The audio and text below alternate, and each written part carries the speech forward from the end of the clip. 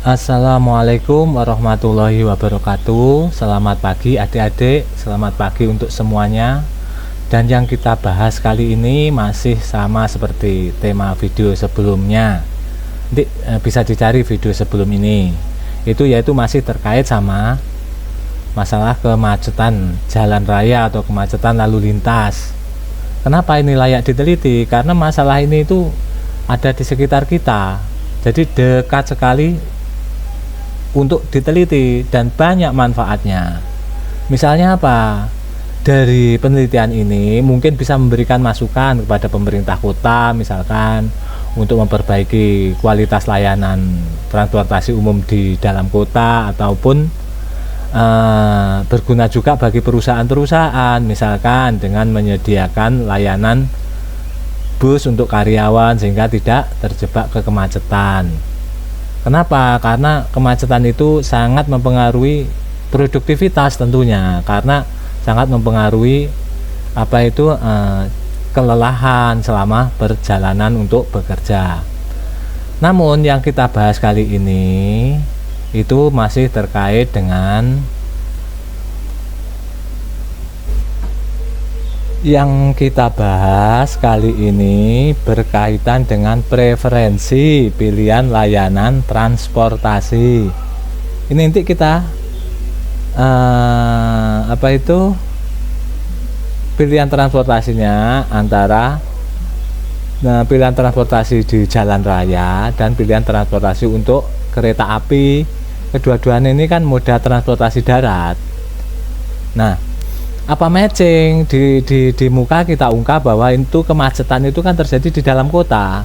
Lah, kalau menyangkut masalah kereta api itu kan biasanya kan lintas kota toh.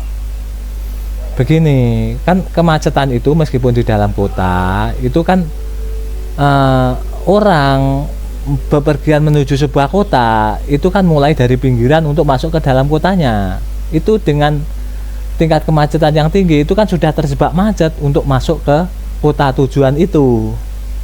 Begitu.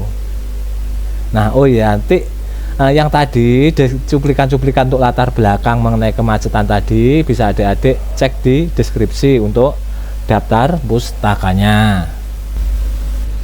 Setelah kita bahas mengenai tingkat kemacetan di latar belakang bagian awal, selanjutnya kita tambah mengenai penyebab kenapa kok sampai kemacetannya itu tidak semakin kesini itu tidak semakin terurai tapi semakin macet. Ternyata ini datanya ada dari BPS, dan yang kita tampilkan di sini untuk BPS pusat. Untuk adik-adik yang tertarik meneliti di kota masing-masing nanti disesuaikan dengan mengunjungi website BPS untuk kota masing-masing mengenai pertambahan jumlah kendaraan itu ada. Nah, sama BPS itu ternyata jumlah kendaraan itu dikelompokkan menjadi 3 untuk angkutan barang, angkutan penumpang, dan sepeda motor. Nah, ini data-datanya.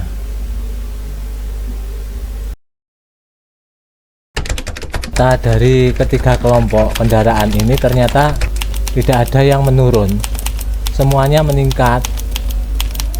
Nah, ini kebetulan kan sampai tahun 2023 yang update di BPS itu. Jadi adik-adik nanti bisa sesuaikan, barangkali nanti di BPS sudah ada update terbaru, adik-adik tinggal menambahkannya. Ketika jalanan di dalam kota atau yang menuju kota itu semakin padat atau identik dengan kemacetan, ternyata itu pada periode yang sama itu ternyata jumlah penumpang kereta api itu terus mengalami peningkatan. Nah, dari data grafik ini sumbernya dari BPS pusat ya, ini sumbernya. Dari grafik ini terlihat meskipun mulai tahun 2020 ada sedikit penurunan untuk masuk tahun 2021, tapi untuk selanjutnya terus meningkat seiring perjalanan waktunya. Ini grafiknya terus meningkat sampai tahun 2024.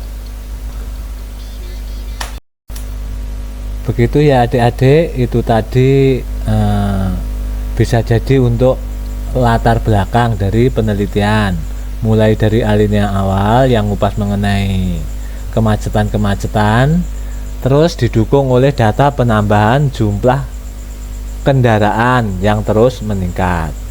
Di sisi lain, ternyata jumlah penumpang kereta api itu meningkat ketika tingkat kemacetan lalu lintas itu meningkat. Jadi itu habis dari situ nanti adik-adik terserah mau neliti mengenai kualitas layanan kereta api juga bisa, mau membandingkan antara moda transportasi bus dan kereta api karena adanya jalan tol itu juga bisa. Jadi terserah adik-adik mau meneliti ke arah mana, tapi itu tadi latar belakangnya bisa dipakai yang terkait dengan kualitas layanan jasa transportasi darat atau preferensi memilih layanan transportasi. Setelah itu nanti adik-adik juga bisa nambah mengenai jurnal-jurnal penelitian terdahulu yang terkait dengan layanan transportasi darat.